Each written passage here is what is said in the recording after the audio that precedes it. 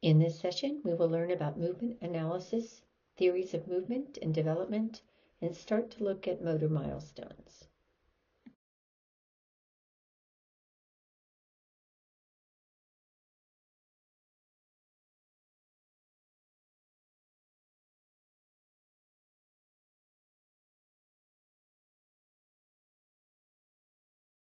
In this video, we will follow the motor development of Sean, a child born full term from 3 to 14 months of age.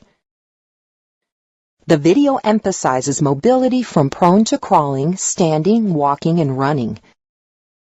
We begin with Sean in the prone position at 3 months. He kicks his legs, sucks on his fist, and makes cooing sounds.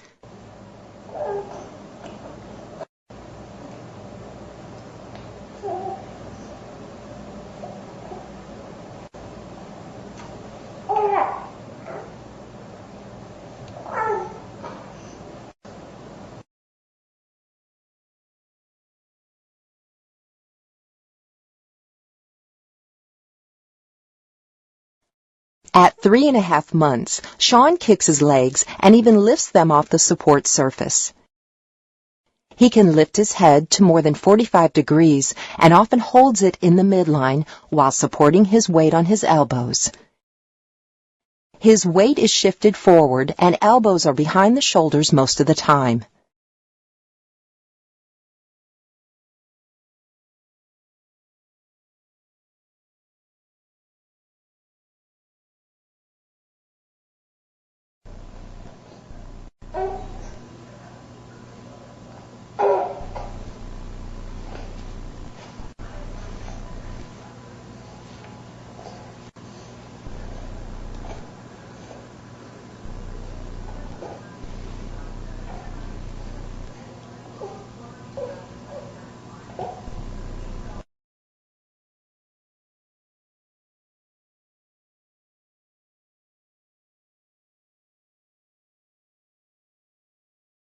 At 4 months of age, Sean can lift himself up on his hands, kick, and turn his head freely.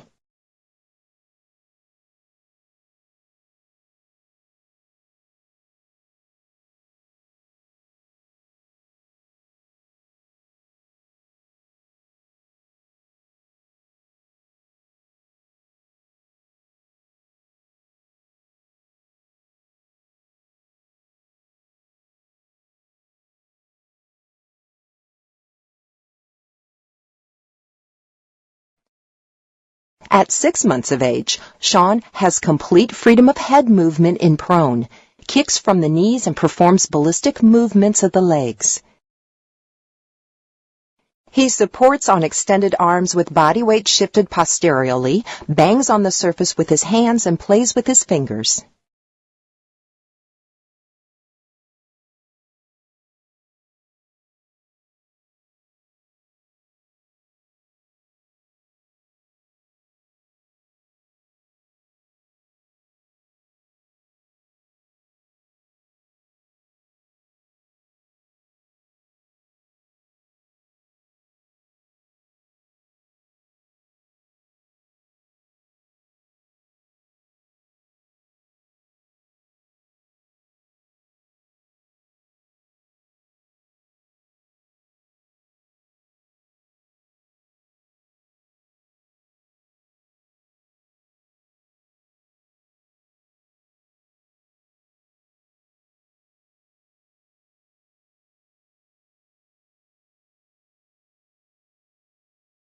Sean is able to get up on hands and knees, and in prone, he bangs his hands on the surface with ballistic movements of the arms.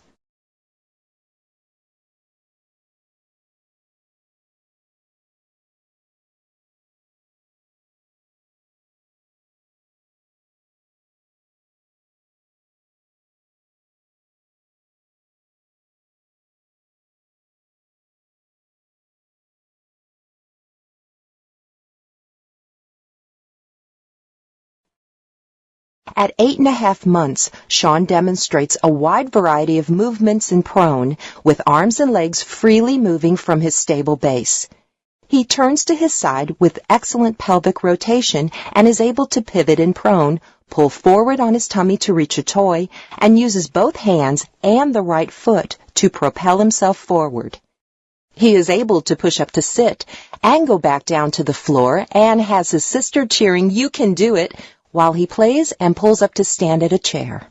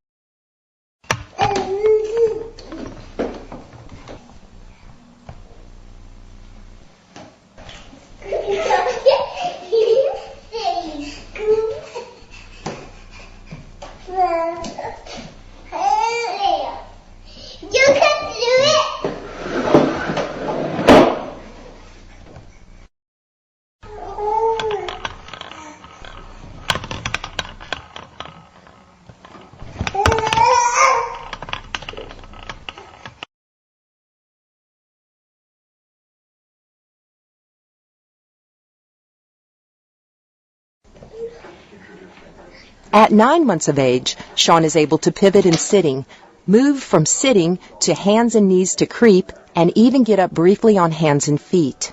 He continues to demonstrate excellent variety of movement in all parts of the body and shows off his throwing skills. In addition, he makes a variety of excellent sounds as he works at his play, pulls to stand at the toy chest, and makes stepping movements. See how many different types of sounds and movement patterns you can identify.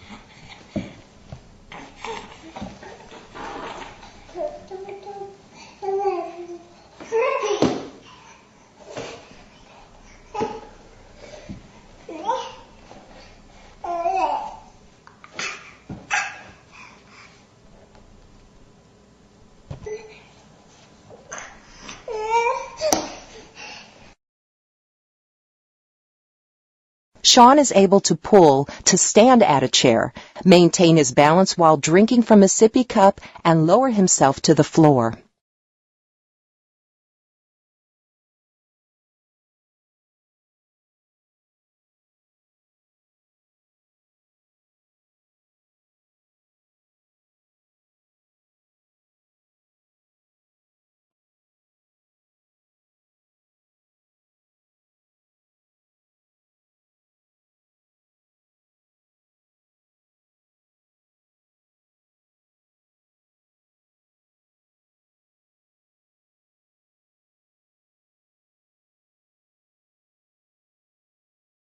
At 11 months of age, Sean creeps rapidly on hands and knees, cruises, and stands alone briefly.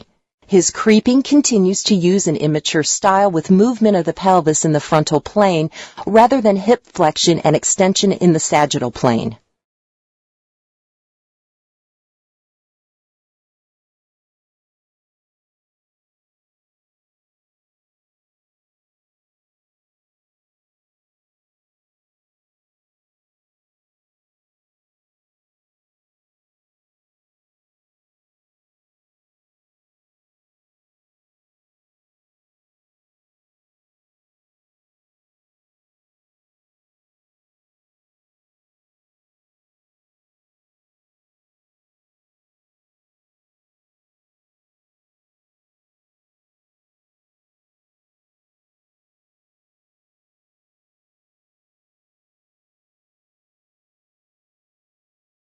Sean takes a break for a refreshing drink and then walks, using a push toy, and shows his skills at a play gym. He cruises and tries a couple of independent steps.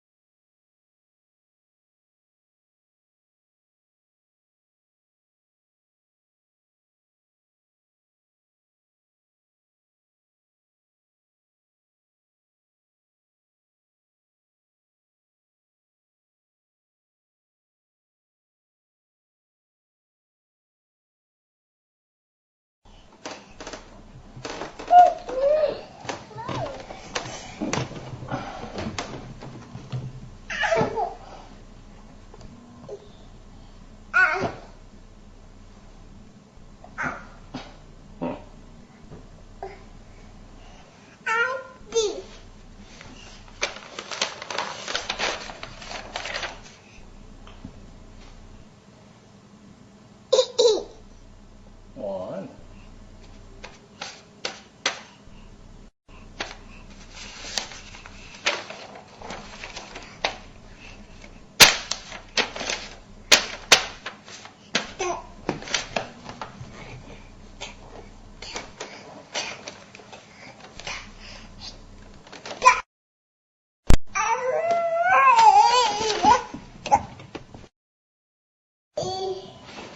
Come on, come on. Whoa. Sean.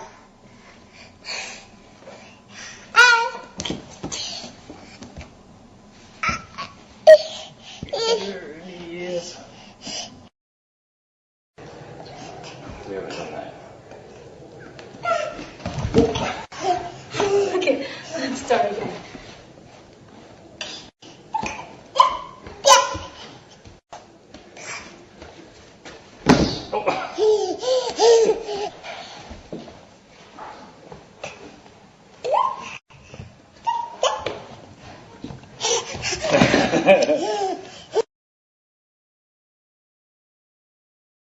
Sean climbs stairs using one knee up, then the other leg up, and accompanies his work with vocalizations.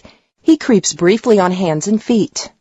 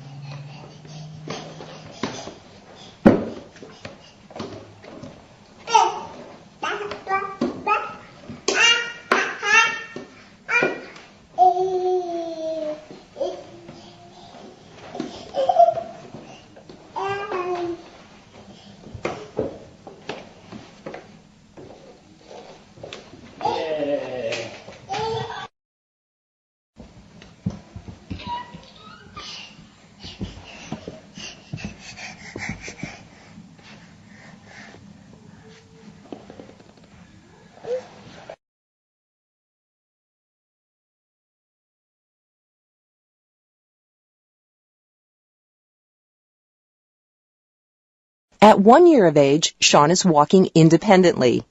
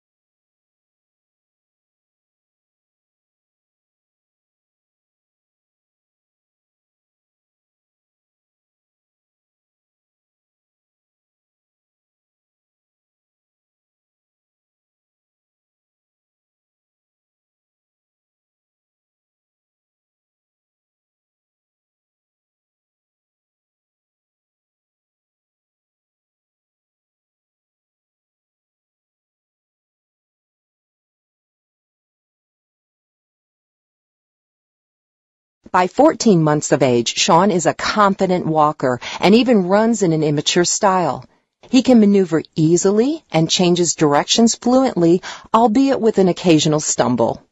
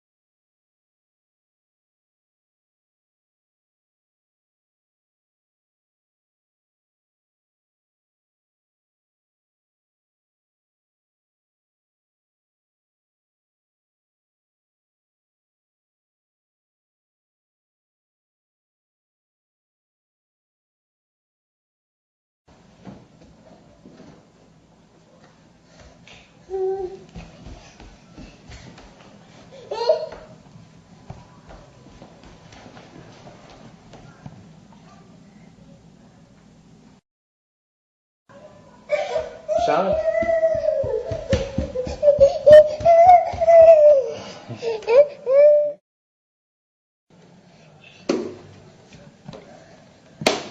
Still 14 months.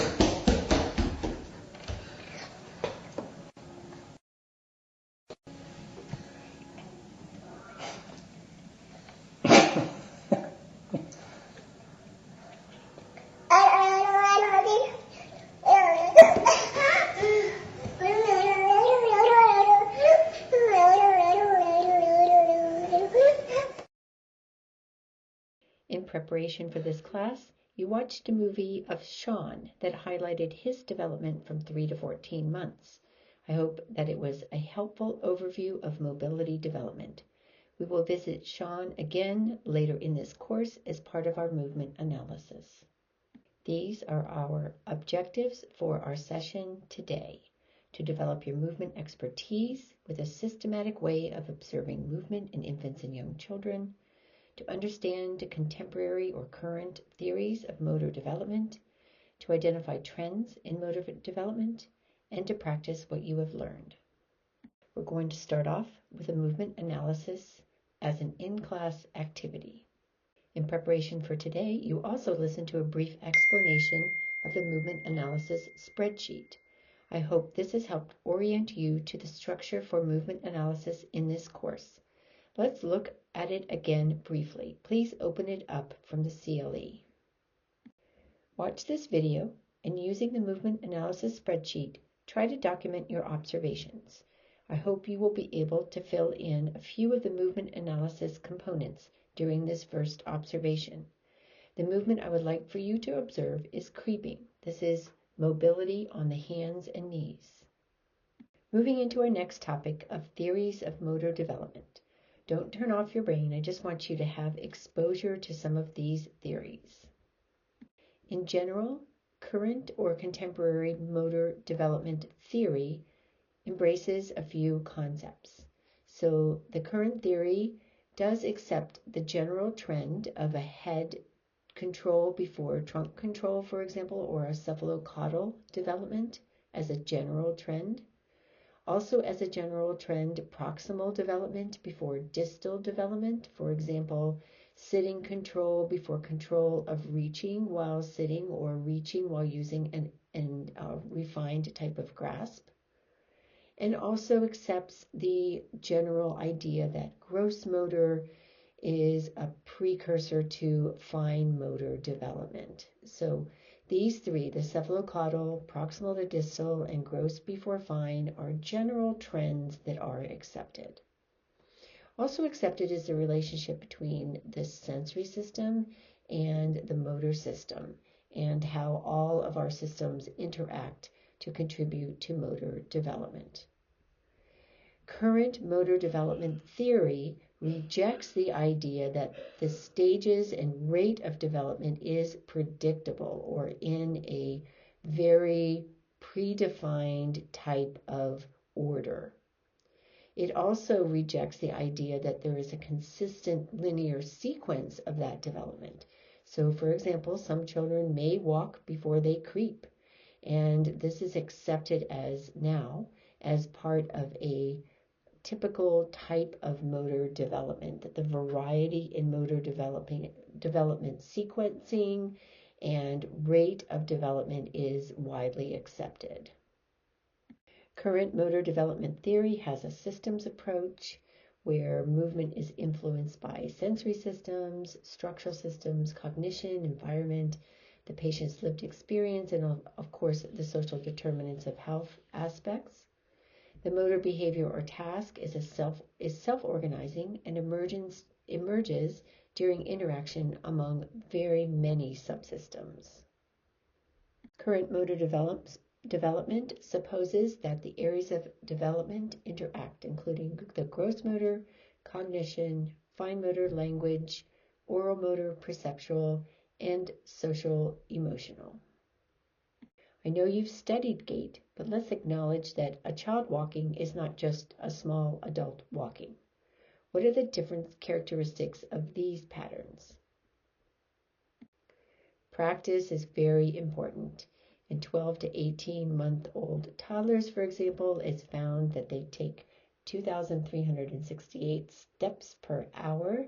That's the length of 8 football fields, and they typically fall 17 times. So each day they're taking over 14,000 steps. That's a long way to travel and a lot of walking practice. And about half of that time is in bouts of 1 to 3 steps. And so we'll see an example of that in one of my videos. And these steps are not exactly on a line. They are usually meandering. So this helps us think about how we're structuring practice for children in this age as well in our therapy sessions.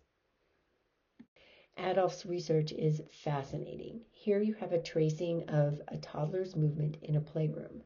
So you can see, interestingly, how meandering the course of the toddler is during his play. And you can see how he's exploring and how this is not driven by a linear type movements where they're going from one thing directly to another.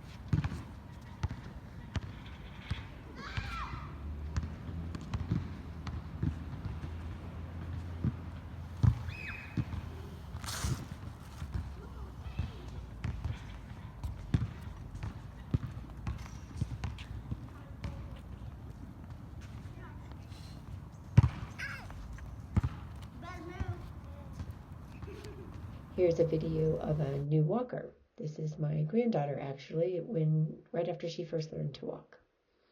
So practice takes time. So children typically need 1,000 hours of practice to learn how to walk.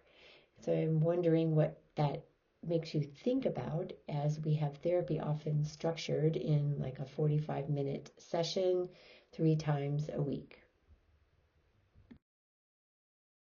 And also, it's super important to think about how the child experiences their movement, what place are they situated, and how does that place impact their movement opportunities.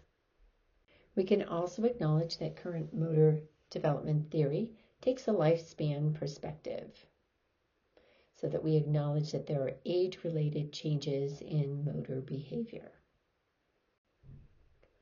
In summary, current motor development theory adopts a sense of variability and flexibility, acknowledges that there is variability and flexibility in motor development, that systems and developmental areas are related, and that movement is embodied in the environment in which the child is situated, that gives opportunities for exploration within a cultural context.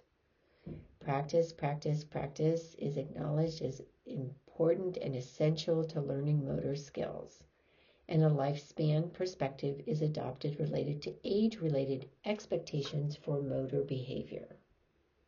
In terms of gross motor trends, these will help us understand and give us tools for our ability to analyze movements.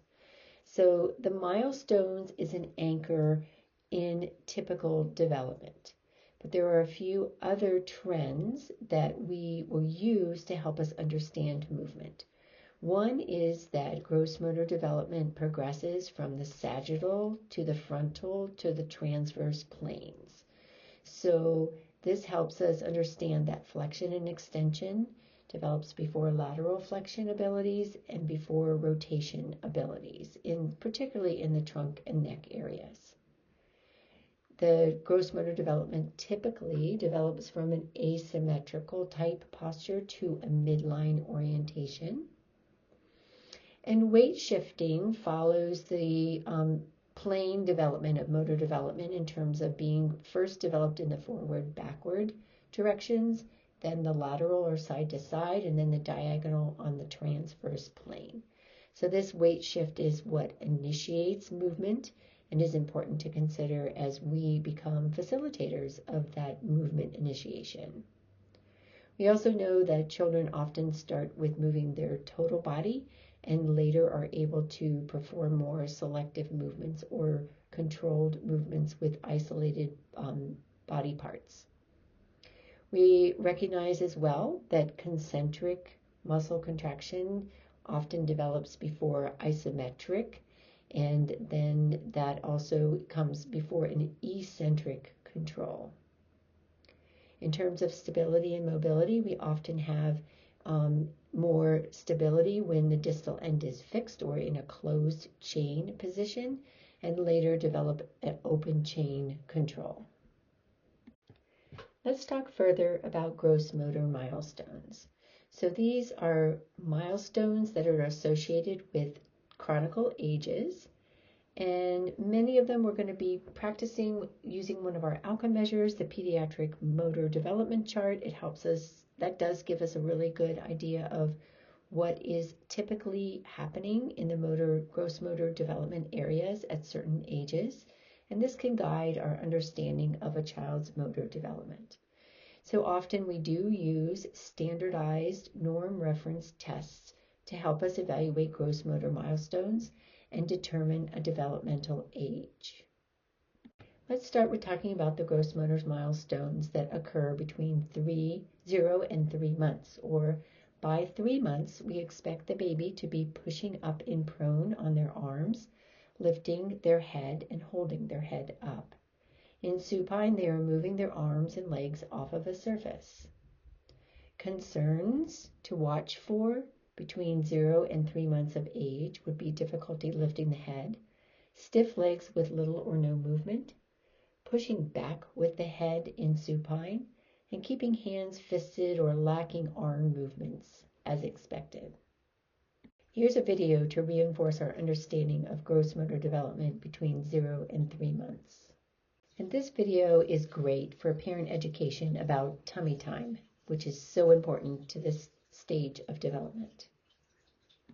Moving on to 4 to 6 months. By 6 months, we expect to see the child using their hands to support themselves while sitting, rolling from prone to supine and supine to prone. And if we see a rounded back or inability to lift the head up or poor head control, difficulty bringing arms forward to reach out, or arching the back and stiffening legs, we might have concerns. Here's a video to reinforce our understanding of skills between 4 and 6 months. Between 7 and 9 months, or by 9 months, we expect the child to sit and reach for toys without falling, move from prone or supine into sitting, and start to crawl on their belly or creep on their hands and knees with alternating leg and arm movements. Concerns to watch for include using one hand predominantly, a rounded back, poor use of arms in sitting, difficulty crawling, only using one body side to move, inability to straighten the back, and inability to take weight on the legs. Here's a video to reinforce our understanding of the skills between 7 and 9 months. By 12 months, we expect to see the child pulling to stand and cruising along furniture, standing alone, and perhaps taking several independent steps. Concerns to watch for include difficulty getting to stand because of stiff legs and pointing toes, only using arms to pull up to standing, sitting with weight to one side, strongly flexed or stiffly extending arms, and needing to use their hand to maintain their sitting position. This video reinforces our understanding of motor milestones from 10 to 12 months. Gross motor milestones by 18 months include walking independently with seldom falls, squatting to pick up a toy, walking up and down steps holding a railing or a hand in a step 2 pattern, and walking fast. Concerns to watch for would be the inability to take steps independently and poor standing balance or walking on toes. This video reinforces our understanding of the 13 to 18 month motor milestones. Moving on to gross motor milestones at 2 years of age. At this point, the child is beginning to run, jumps forward about 4 inches, jumps up about 2 inches, jumps down from a step with one step leading, and walks upstairs without a railing in a step 2 pattern. By 2.5 years, the child is able to walk voluntarily on their tiptoes, walk downstairs without a railing in a step 2 pattern, and walk 3 steps forward on a line. By 3 years, children are able to walk up steps reciprocally without a railing, balance on one foot for 3 seconds. By 4 years, children walk down steps reciprocally without a railing, hop forward on one leg, and gallop, which is like a one-sided skipping, and walk backwards on a line. Skipping reciprocally is a gross motor skill achieved by 5 years.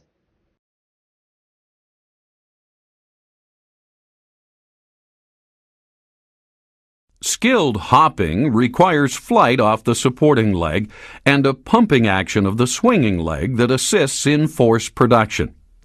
At 6 years of age, Kate uses the swing leg in a pumping motion, but still extends the supporting leg early relative to takeoff. As skill develops, extension of the supporting leg occurs late, making the action one of land, ride, and extend. This video is about the development of hopping on one foot.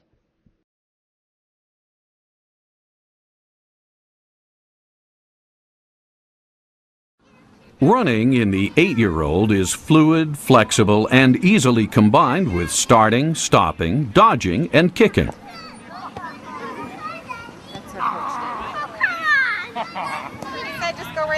By contrast, the 3-year-old takes shorter strides with little hip extension and less push-off at the ankle.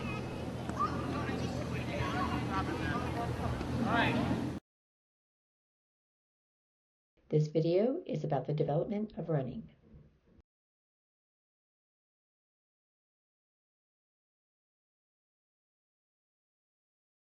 Kate, at 6, going on 7, enjoys showing off her locomotor skills. She has mastered the art of skipping, gallops,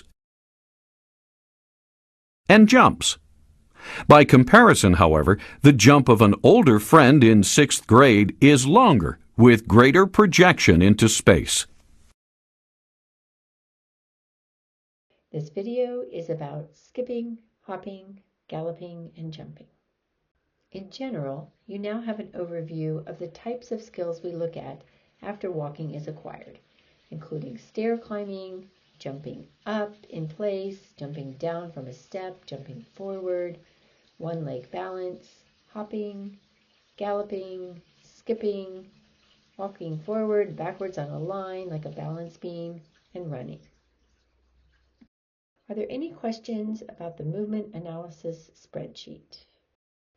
In general, I hope the spreadsheet helps us organize our movement analysis of a task related to a function or what the child can do, and also helps us begin to see parts of the movement analysis that can help guide us towards a movement system diagnosis, particularly the components of weakness, poor timing or sequencing, difficulty with amplitude and accuracy, difficulty with selective movement, and difficulty with sensory processing can lead us to further investigations that might lead us in our final evaluation or assessment to hypothesize about a movement system diagnosis.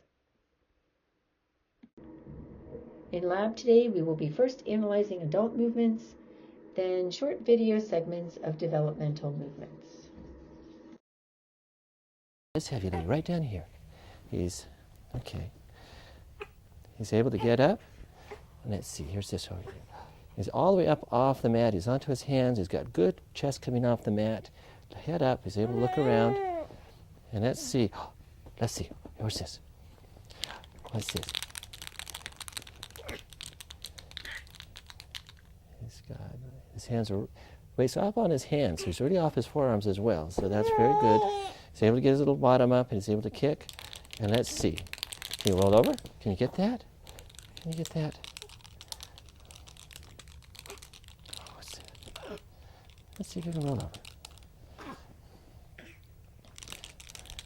He's able to move around. And there's that over there. How about over here? Can you get those over there? Let's see if you can. Let's see if you'll roll over. Roll over. Okay. Let's see, just a little bit further out of your reach. Let's see if you'll work for those.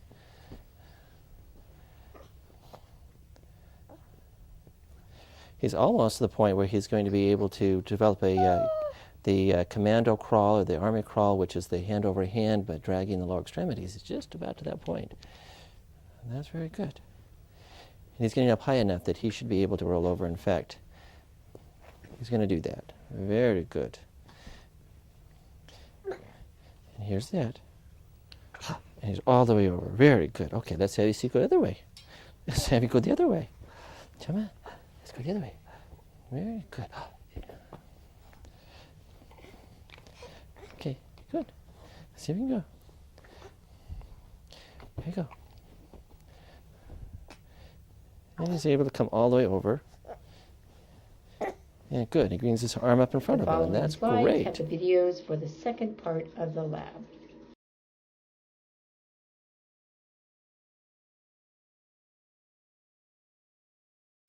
Breathe very well.